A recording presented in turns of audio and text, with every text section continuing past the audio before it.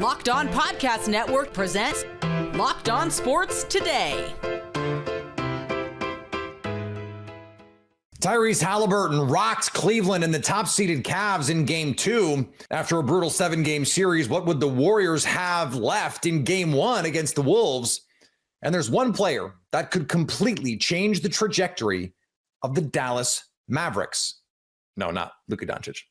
Today's episode is brought to you by FanDuel. Right now, new FanDuel customers can get $250 in bonus bets if your first $5 bet wins. I'm Peter Bukowski, starting your day with the can't-miss stories and biggest debates in sports. You're Locked On Sports Today. Searching all major sports. Found. Let's start with the biggest story. The Indiana Pacers have made the miraculous perfunctory. They did it again. A fourth quarter rally, 36-21, outscoring the Cavaliers and stealing Game 2 on a Tyrese Haliburton dagger, a 120-119 win in Cleveland to take a commanding 2-0 lead as the series switches back to Indianapolis. Tony East from Locked On Pacers joins me now from Rocket Arena in Cleveland. And Tony, we were joking before we came on here, the Pacers just keep finding a way to do it. How did they find that way in Game 2? It was really funny going into the press conference being like, I can't ask them about how unique this was because I did it 7 days ago to close out the Bucks at home. Like, this is just what they are. Up or down 7 inside the final 40-something seconds. Like, is not a death sentence for them, which is just unbelievable. And like that Bucks game, it takes not only them capitalizing on every chance they get with points, it takes their opponent tripping all over themselves and making errors that allow them to get the shots late in these games. And that's exactly what happened. Pascal Siakam misses 2 free throws with 48 seconds to go. If you could have a camera on me, you would have seen my face go, oh, it's over. And then Aaron Nesmith skies in for an insane tip dunk out of nowhere that somehow the Cavs don't get that rebound. Cavs immediately with another turnover on an inbounds pass, and they get points from Siakam on an offensive rebound on that one. Cavs again have the ball, and Max Strus throws it away, like Donovan Mitchell with the first turnover, elbowing Aaron Nesmith in the face, and the Pacers scored on every single one of these chances. The only one they didn't was Haliburton missing a free throw that would have put him down 1, so they could put him down by 2, so they could instead get a rebound on that free throw to hit the game winner. Like, everything just went perfectly their way. The Cavs were out of gas, they were out of bodies. But that's just what the Pacers can summon, and you can talk about it being a fluke. It is. It's happened 2 times in like NBA history, but it's happened to the same team twice in a week, which is just hard to fathom. Well, and look, you go back to last year and you come out of last year's playoffs. You and I were talking about a run where we just like, this just is going to keep going on. They got insane injury luck in the postseason, getting to play some teams that were banged up. That happened again here in Game 2. No Darius Garland, no Evan Mobley, but they just find a way to win all of these games. We're in year 2 of this now. At a certain point, like, we can't call any of this fluky or lucky. No, this team has something special, it seems like. I agree. It's like, I understand the injury part of this. It's not nothing. Like, the Pacers will acknowledge, like, they want to play a fully healthy opponent. Rick Carlisle said it before the game today, but look, they beat the Cavs in Game 1 with Mobley playing. Like, they beat teams when they're healthy before the injuries come at times, and they just beat who's in front of them with the resources that they have, whatever way it takes. And the difference, I would say, from last year to this year that strikes me is last year they beat the Bucks in round 1. They only won 1 road game. They won Game 2 in Milwaukee. They beat the Knicks in the second round. They just won Game 7 on the road. They just cleaned up at home last year. This year, they are cleaning up on the road, right? This is their 3rd already road game win this postseason, with presumably potentially at least 1 more, if not 2 more road games coming. Like, they have really matured that way. And obviously these crazy wins are, call them what you want, but they handled the Bucks at times in that first round. Even when Dame was playing, the Game 2, he was not 100%, but they comfortably beat him. Like, they shot the snot out of them on Game 1 here, but with Mobley playing, they were comfortably ahead of the Cavs for most of that game. Like, they do look more mature this year, and yes, they are graced by those absences, but they have to take advantage of them, and that's not always been easy for them. They lost Game 5 to Milwaukee last year with no Dame and no Giannis. Like, that, this year's team would not have that reality, and they just happen to do it in the craziest fashion they possibly can at times. I have to ask about Tyrese Haliburton because he makes the game winner here. He made the game winner to send the Milwaukee Bucks home, his home state team growing up. It wasn't like he was spectacular in this game. I mean, 19-9-4 is a nice line, but it's not, we just saw Jokic, 44 and 20 or whatever it was the other night. It's not that. And yet at the end of these games, he seems to have the belief that he can get to his spot that is when he is looking to score. What did he say? What did his teammates say about him in those moments? Because they seem to have the belief in him too. Yeah, he just summoned something, man. Like, I think he's 10 for his last 11 on a chance to tie or take the lead in the final 2 minutes of games, which is just like it looks fake when you see it typed down. Miles Turner, I thought, said it perfectly. He said, quite frankly, that boy cold. I don't think I could put it any better myself. Can't argue. But, Ty said he's like at peace, kind of was the way he put it. Like the way he trusts himself now in those moments has really evolved. And like, he gets a little annoyed or not. I don't even know what the right word is. It just motivates him a little bit when he hears a crowd chant overrated at him. And lo and behold, the Cavs did it. Donovan Mitchell's trying to tell him to stop, but it happened. And then it just fuels him to be some monster. I mean, it's crazy what he's doing late in these games. And you can call it a fluke if you want. Like, there is certainly a luck element to winning like multiple games in a row where you have less than 5% chance to win by those like odds trackers throughout a game. But at some point, if they keep doing it, the odds trackers don't matter. And Tyrese Haliburton's a big part of that. He can make plays. He can lead a spirited group to these just unfathomable wins. You can stay up to date all year on the Indiana Pacers by subscribing to Locked On Sports Today and Locked On Pacers on YouTube or your favorite podcast app. We're Locked On Sports Today. Coming up, the Timberwolves and Warriors tip things off in Minnesota. Before we get to that, Shedeur Sanders is trying to follow in Tom Brady's footsteps. The NBA playoffs roll on, and FanDuel is giving new customers an incredible way to get in on the action. Right now, when you join FanDuel and place your first $5 bet, you'll get $250 in bonus bets if your bet wins. I love how FanDuel makes it easy, so easy. Whether it's picking my favorite team or diving into player props, from three-pointers to steals to assists, there's so many ways to bet your favorite player props. Plus, after the game tips off, you can even combine live prop bets into a same-game parlay for a chance at even bigger winnings. FanDuel expects a pair of blowouts today. The Celtics, 10.5-point favorites over the Knicks, and the Nuggets, 11-point dogs to the Thunder. But hey, you guys remember what happened in game one of those series? Don't miss out. Head to FanDuel.com and claim your $250 in bonus bets today. Shedeur Sanders is leaving number 2 behind. Just going to leave that one sit there for a second. The Browns announced he'll wear number 12 to start his NFL career, with veteran DeAndre Carter already claiming his signature 2. The switch comes with some symmetry. 12 was Tom Brady's number, and Brady has been a mentor to Shedeur Sanders from primetime to TB12. Either way, Shedeur's got some big cleats to fill. Also, remember, Shedeur Sanders was expected to go much earlier than the 5th round. Tom Brady was not expected to go much earlier than he went, but famously fell to the 6th round. The Cavs are trying to regroup after going down 0-2 to the Pacers. Danny Cunningham here at Rocket Arena after the Cleveland Cavaliers' stunning 120-119 loss to the Indiana Pacers in Game 2 of the Eastern Conference semifinals. Let's talk about this one for 94 feet. The Cavs needed Donovan Mitchell to be a superstar on Tuesday night. Donovan Mitchell was a superstar on Tuesday night. Scored 48 points, gave it everything he had with no Darius Garland, no Evan Mobley, no DeAndre Hunter. Played a lot of minutes, was 15 of 30 from the floor, got to the line a bunch, didn't have his three-pointer tonight, just 1 of 7 from beyond the arc. But it wasn't enough because the Cavs couldn't close. They were up by 7 points with 1:06 left. But Tyrese Haliburton's three-pointer with a second left gave the Pacers one of the more improbable wins that I've seen this entire season. The Cavs absolutely stunned by this result. They got a superstar effort when they needed it, but it wasn't enough because they couldn't close. Maybe they get Darius Garland, DeAndre Hunter, Evan Mobley back on Friday night in Game 3, but now they've got to go on the road facing an 0-2 series deficit. A very tough mountain to climb. We'll see if they can do it, and I'll talk to you again on Friday. The Marlins took the Dodgers to extras. Jesus Sanchez is the hero, and the Marlins have finally beat the Dodgers. What's up, guys? It's Jeremiah Geiger from Locked On Marlins. This was a back-and-forth game. Neither team had more than a 1-run lead, and Shohei Ohtani kept doing Shohei Ohtani things. He homered. Freddie Freeman homered.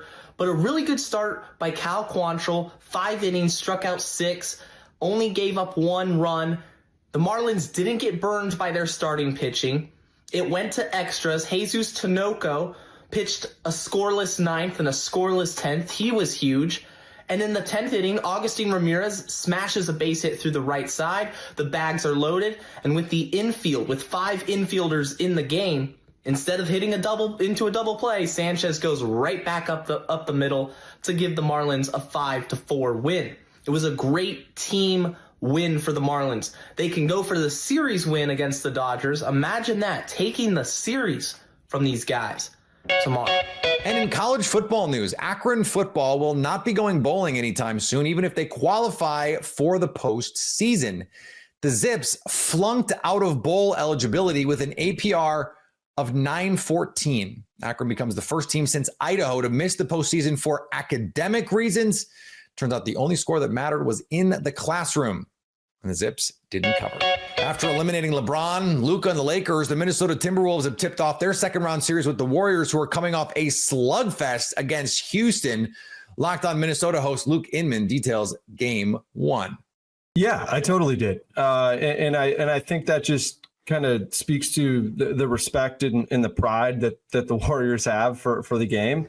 And I think, we were kind of talking before the game and just kind of telling each other, like, yeah, I think Golden State's going to come out jacked up, ready to go for Game 1. Maybe we see Game 2 is when that fatigue kind of sets in a little bit if they're able to kind of steal Game 1. But yeah, I think, look, you got to give a ton of credit to to the Warriors. Super inspired effort from them, considering they've been lost offensively this season without Steph Curry on the floor, even with Jimmy Butler in the fold. And the way that they just rose to the occasion on defense was incredible. I think Steve Kerr deserves a ton of credit. He made a substitution at damn near every single stoppage of this game, played 13, I believe, either 12 or 13 different guys in this game to try to just throw a bunch of different bodies and looks at the Timberwolves and worked really well. But just down the hall, Chris Finch just destroyed Anthony Edwards for his approach to the game. The second I saw the Warriors starting Brandon Podziemski and Buddy Hield over Gary Payton, I thought, okay, this has got to be a game where Ant's got to attack early, because he's going to have, a defender on him that is not capable of slowing him down off the dribble consistently. And Buddy Hield took that matchup right away, and we just didn't see Ant be able to convert. And I think, I thought it was one of the worst games of Anthony Edwards' career, considering the stakes, especially when Steph Curry goes out. And we'll get into it a little bit more, but pretty crazy that now the road teams in the second round of the playoffs are 5-0 for the first time ever in NBA history. Yeah, which is those poor fans paying all that money to go see these games. They can't buy a win. That was part of the problem. I mean, the ticket prices were sky high yesterday, and then they fell out of the sky today. And and I texted you right before tip off. There was a weird energy in the building because it was super late arriving crowd, kind of like something you'd see in Miami, where there were a lot of empty seats in the lower bowl with 5-10 minutes before the game. And so I think that, and then there was a lot of stoppages early on in the game for a bizarre thing. Buddy Hield had the wrong shorts on, I guess. That stopped things for 2 or 3 minutes. I mean, it was just a totally bizarre game. And then you throw in starting, 0 of 16 from 3 doesn't really help, and certainly could have been a byproduct of some of that weird energy that you could really feel throughout the building. Quick little recap, Wolves Warriors Game 1. Wolves come out looking sloppy again, asleep at the wheel.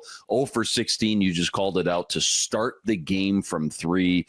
Ant missed his at least first 10 shots. I stopped keeping track after that, but somehow, some way, you're actually up 2 after the first quarter, despite all that. Then the wheels really fall off. Historically, the worst second quarter of playoff basketball since 1997 per TNT up on the broadcast. 11 points. It was terrible in every way imaginable. Third quarter wasn't that much better, to be honest. You're down 20 going into the fourth quarter. Wolves get a little momentum rolling, 15-8 run there midway through, but Golden State comes right back with their own 10-0 run of their own. Too little, too late, Jack. 99-88. That's your final. How about big picture just to start like we always do? Again, Wolves coming off that 5 days of rest. Warriors were supposed to be gassed. You would presume anyways, right? Game 7, 48 hours prior. No Steph Curry in quarters 3 and 4. You still get punched in the mouth at home in Game 1. What are the vibes? How do you shake this off, I guess, and quickly regroup now 2 nights later for Game 2? Yeah, I mean, look, like people would kind of coming into this saying, oh, well, will the Wolves, be ready to go because of the rest advantage? I mean, we saw that last year, right? They swept the Suns in the first round. Then what they do in the first 2 games, they came in and kicked the Nuggets in their teeth and stole both games in Denver. I mean, we won't talk about what happened once they came back to Minneapolis, but they were ready to go then. So there was not really a reason for me to believe that they wouldn't be ready to go now. I just knew that the Warriors were going to bring it, and they brought it. But big picture, I mean, look, Steph Curry has a left hamstring strain. The Warriors are calling him day to day after the game, but just down the hall, Steve Kerr said, quote, "We're definitely game planning for him to not be available on Thursday. We don't know yet with a hamstring. It's hard to imagine he would play Thursday," end quote. So look, I mean, if it's a grade 1 hamstring strain, it's generally a 7 to 10 day injury at the minimum. And if it's a grade 2 hamstring strain, then it's generally 3+ weeks. So he would for sure be out for the rest of the series if that's the case. But who knows? I mean, we just have no big breaks in this series either, by the way, Jack. Just one night off in between each game. Until game 6. Until game 6. In between 5 and 6. In between game 5 and 6, there's like 3 or 4 days off because there's some other scheduled events at Chase Center in San Francisco. But yeah, I mean, big picture, like I'm not panicking about this game, considering that, look, the Warriors are going to be probably without Steph Curry on Thursday. I don't think the Wolves will come out with the same energy they came out with it tonight, considering that they've got to sit with this. It's a tough taste to have in your mouth for the next 48 hours. So, all year on the Minnesota Timberwolves by subscribing to Locked On Sports Today and Locked On Wolves on your favorite podcast app and YouTube. Coming up, the Dallas Mavericks' odds of landing Cooper Flag are very small, but if they do, it changes everything. The Dallas Mavericks' future isn't as promising as it would have been had Luka Doncic stuck around, the guy they traded. Locked On host Nick Angstad believes that the Mavericks could somehow win the NBA drafts lottery. Everything changes. You've got Anthony Davis and hopefully Kyrie. Let's assume that Nico is right and that Kyrie's going to sign this 3-year deal, line his deal up with Anthony Davis. They both have 3 years left with the Mavericks. It's going to be 2020, year 2026, 2027, and 2028. In that first year, this upcoming year, Anthony Davis is going to end that year at 33. Kyrie's going to end it at 34 years old, and he's going to be coming back from the injury. Year after that, 34 for AD, 35 for Kyrie. The end of the last year of this 3-year window, AD's going to be 35, Kyrie's going to be 36. And you start to look around and be like, man, they're going to bet on a 35-year-old AD and a 36-year-old Kyrie. How many centers are still like an all-star, all-NBA level at 35? If Kyrie signs 3 years, and if Kyrie returns to form, and if the AD and Kyrie are ever healthy for a postseason, if they're at the same time, if at the same time, all those things happen, then you can look at it. But all of a sudden, the Mavs get Cooper Flag, they get the number 1 pick. The timeline completely changes. Everything changes. Literally everything about what I just said changes overnight. All of a sudden, you have this win now group of AD and Kyrie. Cooper Flag can help them. He doesn't need to be the number 1. He could be the number 2, 3 option on offense and won't have to be guarding the best player on the other team on defense necessarily. He can be anything that they want him to be and anything that he wants to be or can be, is capable of being. Okay. For how many teams is that not true? Like, doesn't every team change with Cooper Flag, who we've known is going to be the number 1 overall pick for 3-4 years practically? He is that kind of prospect in that Anthony Davis level, coincidentally, already on the team. Now, I think you can make the case the Mavericks would be the team that would benefit the most of the lottery teams that could jump up there because Kyrie Irving, Anthony Davis are ready-made star players. They could just, if Cooper Flag is as good as we think, pop right into playoff contention if all of those guys are healthy. The question is, when is Kyrie Irving going to be healthy? And the question is always, when is Anthony Davis going to be healthy? It would be the kind of thing that would happen in the NBA. A team loses a superstar and immediately wins the lottery. It happened to Cleveland. It's been known to happen. Conspiracy theories will certainly be out there for you to find if the Mavericks do in fact get the number 1 overall pick. And finally, Caitlin Clark's return to Carver Hawkeye Arena was technically a preseason game, but try telling that to the 1.3 million people who tuned in. The Fever's matchup against the Brazil national team averaged more viewers than most WNBA regular season games and peaked at 1.6 million, all to watch Clark drop 16 points in front of a sellout crowd back in her old college gym. Average resale ticket price, $440 for a preseason game. If you're catching this episode after hearing your favorite Locked On show, make sure to subscribe to Locked On Sports Today on YouTube or wherever you get your podcasts so you never miss an episode. Also, if you're a new subscriber to Locked On Sports Today, we're here for you with the biggest stories in sports every day. Coming up are both one seeds about to go down 0-2 in the second round of the NBA playoffs. So at least until tomorrow, stay locked on sports today. Locked On Podcast Network presents Locked On Sports Today. For more episodes of Locked On Sports Today, go to our video on demand. Click on sports at the top of your screen. There, you'll find past episodes of Locked On Sports Today, plus other Locked On shows on demand.